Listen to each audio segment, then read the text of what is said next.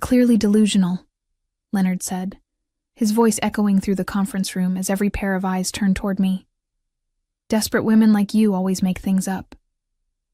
The words hit me like a physical blow, but I kept my expression neutral.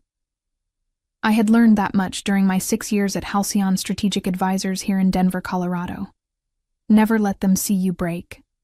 My name is Tiana Brooks, and I am 32 years old. For the past 6 years, I have worked as a senior analyst at this prestigious consulting firm, building a reputation for precision and calm leadership that I thought would protect me. I was wrong. As I sat in that sterile conference room, watching my colleagues avoid eye contact, I realized that everything I had worked for was crumbling around me. But what Leonard Massey, the senior partner who had just publicly humiliated me, did not know was that I had been preparing for this moment for months. Every inappropriate text message, every uncomfortable encounter, every time his hand lingered too long on my shoulder during meetings, I had documented it all. The meeting ended with my termination. Performance concerns, they called it. I nodded politely, gathered my things, and walked out of that building with my head held high.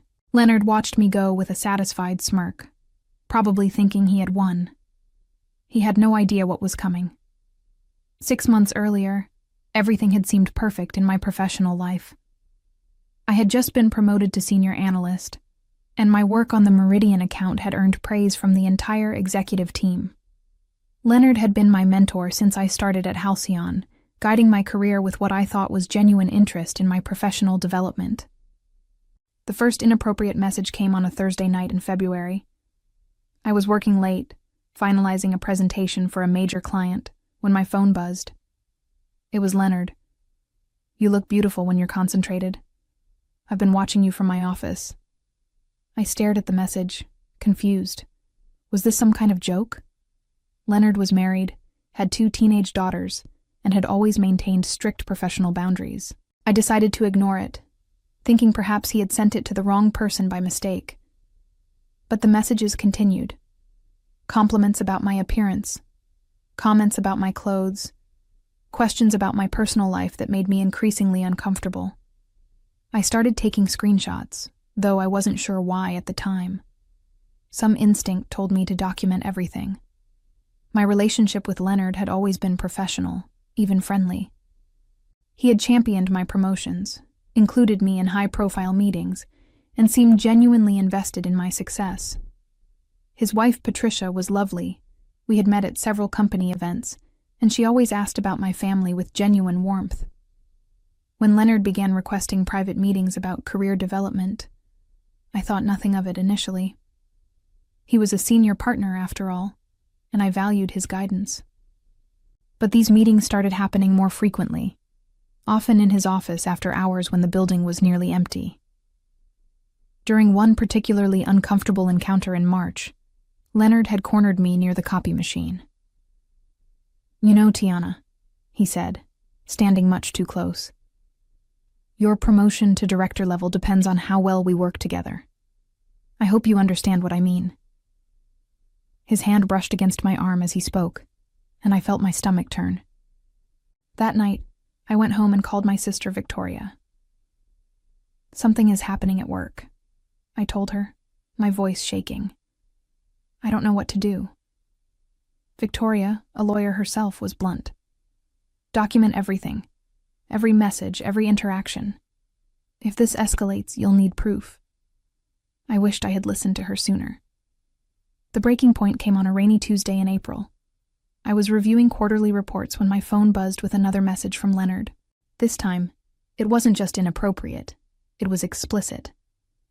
The message contained a photo I never wanted to see, and words that made my hands shake as I read them. I immediately took a screenshot, adding it to the growing file on my phone. By this point, I had over 300 documented instances of harassment spanning 4 months. Text messages sent at all hours, voicemails left on my direct line, and detailed notes about every uncomfortable encounter. That afternoon, I made the decision to report Leonard to Human Resources. I scheduled a meeting with Jennifer Walsh, the head of HR, and brought printed copies of some of the worst messages. Jennifer listened with a concerned expression, taking notes and assuring me that the company took these matters seriously. "We'll launch an immediate investigation," she promised. "In the meantime, try to maintain professional distance from Mr. Massey." For 2 weeks, I heard nothing. When I followed up with Jennifer, she seemed confused. "What complaint?" she asked, shuffling through papers on her desk. "I don't have any record of our conversation." My heart sank. The printed messages I had given her were nowhere to be found. It was as if our meeting had never happened. I realized then that Leonard's influence at Halcyon ran deeper than I had imagined. As a senior partner, he likely had connections throughout the company, including in HR. I decided to document our conversation with Jennifer as well, typing up detailed notes immediately after leaving her office. I also made multiple backup copies of all the evidence I had collected, storing them in different locations to ensure they couldn't disappear like my HR complaint had. The harassment escalated. Leonard became bolder, sending messages during business hours and making increasingly explicit comments during team meetings. He seemed to believe he was untouchable, that his position protected him from any consequences. One Friday evening, as I was preparing to leave the office, Leonard appeared in my cubicle. "Tiana, I need to see you in my office," he said, his tone leaving no room for argument. In his office, with the door closed, Leonard made his intentions crystal clear. "Your career at this firm depends on your cooperation," he said, his voice low and threatening. "I think you understand what that means." I stood up slowly, my heart pounding. "I understand perfectly," I replied, my voice steadier than I felt. That weekend, I made copies of everything, every screenshot, every voicemail, every note I had taken. I organized them chronologically, creating an irrefutable timeline of Leonard's behavior. I also researched the members of Halcyon's board of directors, identifying their email addresses and gathering information about their backgrounds. On Monday morning, I walked into the office knowing it might be my last day. But I was ready for whatever Leonard threw at me. He had underestimated me completely, and that would be his downfall. Monday morning arrived with an ominous email in my inbox. Conference room B, 9 a.m. Mandatory attendance. It was signed by Jennifer Walsh from HR, but something felt wrong. Leonard's fingerprints were all over this. I spent the weekend preparing for war, but I wasn't ready for the ambush that awaited me. When I entered the conference room, Leonard was already there with Jennifer and 2 other senior partners I barely knew, David Harrison and Thomas Crawford. The setup screamed intimidation. "Tiana, please sit down," Jennifer said, her tone formal and cold, completely different from our previous conversation that she had mysteriously forgotten. "We need to discuss some serious allegations that have been brought to our attention." My stomach dropped. Allegations against me? Leonard sat back in his chair with a slight smile playing at the corners of his mouth. He was enjoying this. "It has come to our attention," Jennifer continued, reading from a prepared statement, "that you have been making false accusations against Mr. Massey. This behavior is completely unacceptable and violates our company's code of conduct." I felt the room spinning. "False accusations? I have documentation of everything." "Documentation can be fabricated," Leonard interrupted smoothly. "I've seen desperate women do this before. When they realize their career isn't advancing as quickly as they'd hoped, they look for someone to blame." The words "desperate women" hit me like a slap. David Harrison and Thomas Crawford nodded along, clearly having already been briefed by Leonard's version of events. I realized this entire meeting was orchestrated to discredit me before I could take my evidence further. "I want to see this alleged documentation," Jennifer said, extending her hand. This was the trap. If I showed them my evidence now, they could claim it was fabricated. If I didn't, they could use my refusal against me. I made a split-second decision that would change everything. "I don't have it with me," I lied smoothly. But I can bring it tomorrow. Leonard's smile widened. Of course you don't, because it doesn't exist. These are very serious accusations you're making, Tiana, David Harrison said, his voice stern. False harassment claims can destroy careers and reputations. We cannot tolerate this kind of behavior at Halcyon. The irony was suffocating. Here I was, being lectured about destroying careers while Leonard sat smugly across from me, having done exactly that to me, and who knows how many other women. We're placing you on administrative leave pending a full investigation, Jennifer announced. You'll need to surrender your company phone and laptop immediately. My heart raced. They were cutting off my access to the evidence stored on my work devices. But I had anticipated this move and backed everything up to my personal accounts weeks ago. I understand, I said calmly, sliding my company phone and laptop across the table. Leonard leaned forward. Tiana, I want you to know this gives me no pleasure. I've always tried to support your career here. But when someone makes false accusations... He shook his head sadly, playing the wounded mentor perfectly. As I gathered my personal items, I noticed Thomas Crawford watching me with a strange expression. Unlike the others, he didn't seem entirely convinced by Leonard's performance. I filed that observation away for later. Walking to my desk to collect my things, I felt the weight of everyone's stares. Word had clearly spread about the meeting, and my colleagues whispered among themselves as I passed. Some looked sympathetic. Others seemed to believe I had gotten what I deserved. At my desk, I carefully packed my personal belongings, making sure to grab the small external drive hidden in my drawer, my insurance policy. As I loaded the last box into my car, I allowed myself one moment of genuine emotion. 6 years of my life, gone. But Leonard had made one crucial mistake. He thought destroying my career would silence me. Instead, it had freed me to tell my story without fear of professional consequences.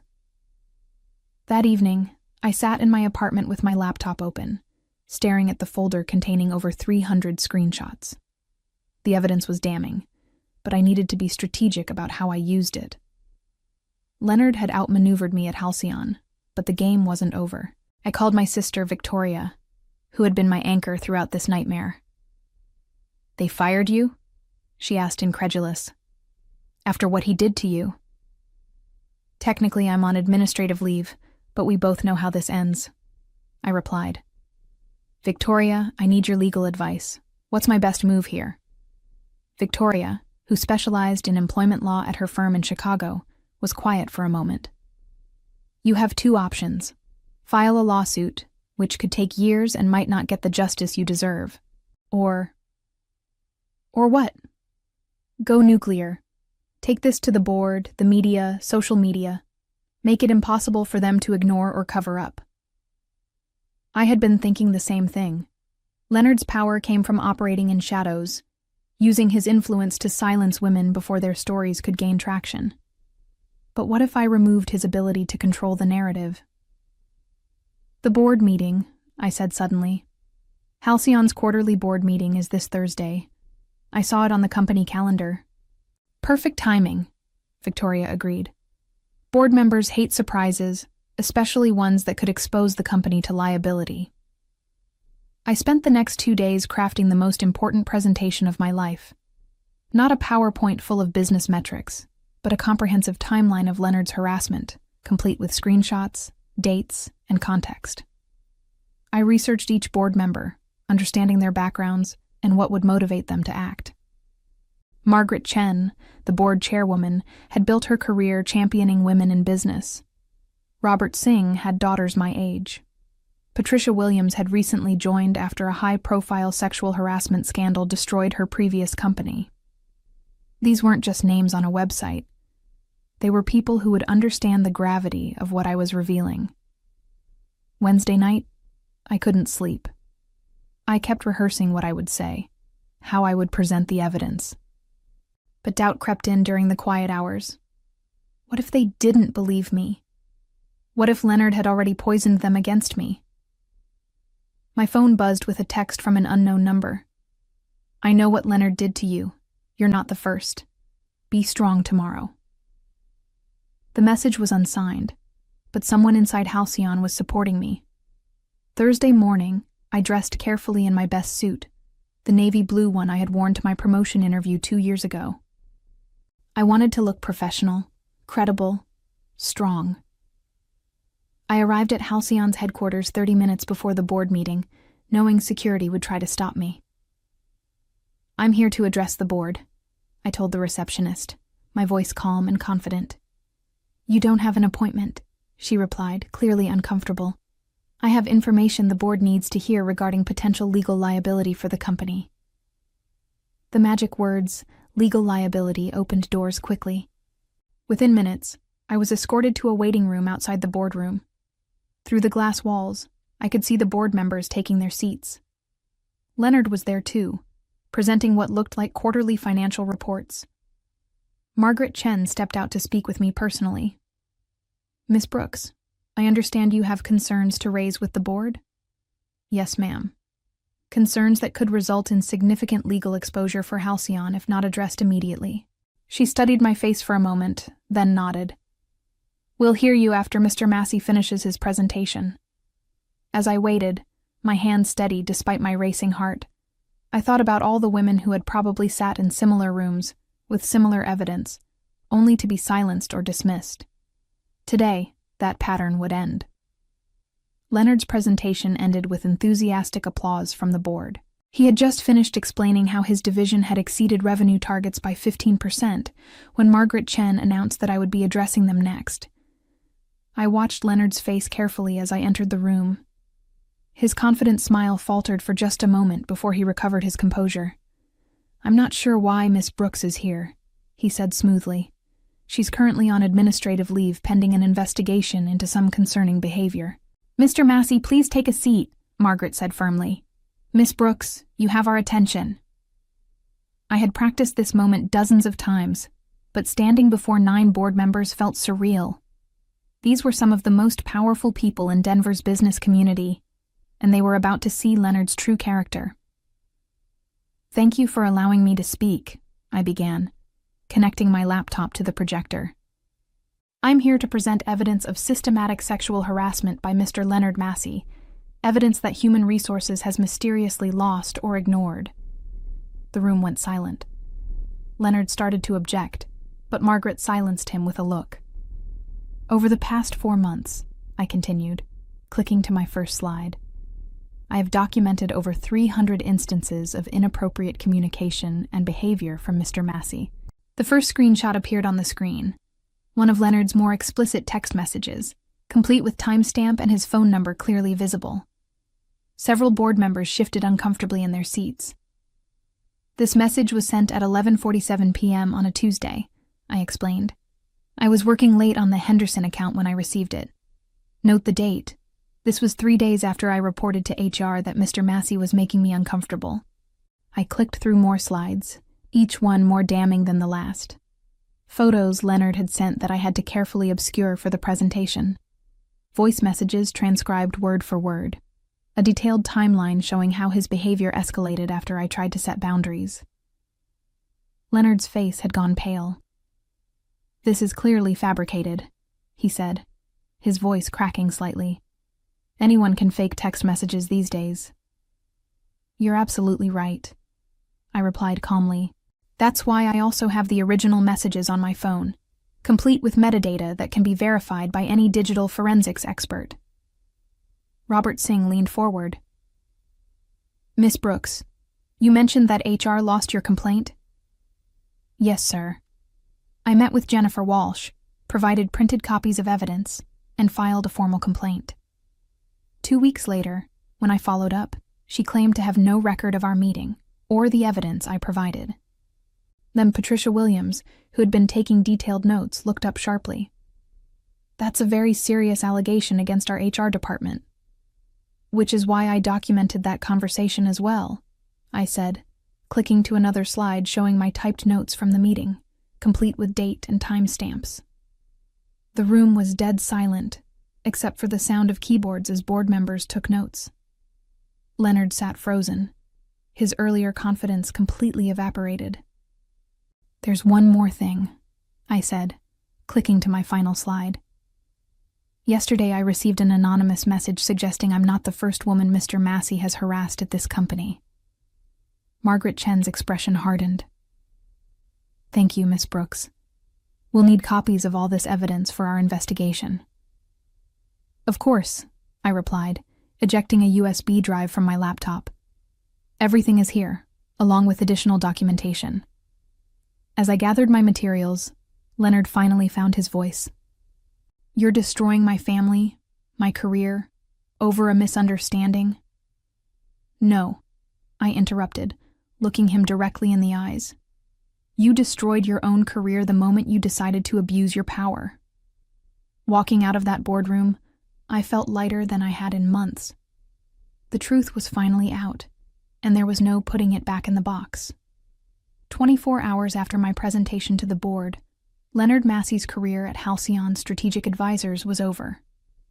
I learned about it not from an official announcement, but from watching through the window of a coffee shop across the street as security escorted him from the building, carrying a single cardboard box. My phone had been ringing all morning. Victoria called first. "It's all over the industry blogs already. Senior partner terminated following harassment investigation." "You did it, Tiana." But the most satisfying call came from Margaret Chen herself. "Miss Brooks, I want to personally apologize for what you endured at our company. The board has voted unanimously to terminate Mr. Massey's partnership and begin a comprehensive review of our HR practices." The investigation that followed was swift and thorough. Jennifer Walsh was placed on administrative leave pending review of how she had handled my initial complaint. Within a week, 2 other women came forward with their own stories about Leonard, their courage bolstered by seeing that someone had finally been believed. Leonard tried to control the narrative one last time, issuing a statement through his lawyer claiming he was the victim of a coordinated attack by disgruntled employees. But the evidence was too overwhelming, too detailed, too thoroughly documented for anyone to question its authenticity. The text message that had started everything, that first inappropriate comment about how I looked while working late, became the centerpiece of news articles about the case. Legal experts praised the thoroughness of my documentation, calling it a textbook example of how to build a harassment case. 3 weeks after Leonard's termination, I received an unexpected phone call that would reshape my entire career trajectory. The caller introduced herself as Rebecca Morrison, senior partner at Pinnacle Risk Solutions, one of Halcyon's biggest competitors. "Miss Brooks, I've been following your situation closely," she said. "What you did took incredible courage, and frankly, it's exactly the kind of integrity we value at Pinnacle." The offer she made was stunning. Director of Risk Strategy, a position 2 levels above what I had held at Halcyon, with a salary increase of 40%. But more than the money or the title, it was the respect in her voice that moved me. "We need leaders who aren't afraid to do the right thing, even when it's difficult," Rebecca continued. "Your reputation in this industry is impeccable, and after what you've been through, every firm in Denver knows you're someone who can be trusted completely." The irony wasn't lost on me. Leonard's attempt to destroy my career had actually elevated it. By trying to silence me, he had made me impossible to ignore. My story had spread throughout the consulting industry, and instead of being seen as a troublemaker, I was viewed as someone with unshakable integrity. I accepted Pinnacle's offer immediately. On my first day, Rebecca introduced me to the team with words that still give me chills. "This is Tiana Brooks, our new Director of Risk Strategy. Some of you may know her story. She's proven that she'll always choose what's right over what's easy, and that's exactly the kind of leader we need." The consulting world is smaller than most people realize. Word traveled fast that Pinnacle had not only hired me, but promoted me to a senior leadership position. Leonard's attempt to blacklist me had completely backfired. As I settled into my new office, looking out over downtown Denver from the 23rd floor, I reflected on how the past few months had unfolded. Sometimes the greatest revenge isn't planned. It's simply allowing the truth to speak for itself while refusing to be silenced.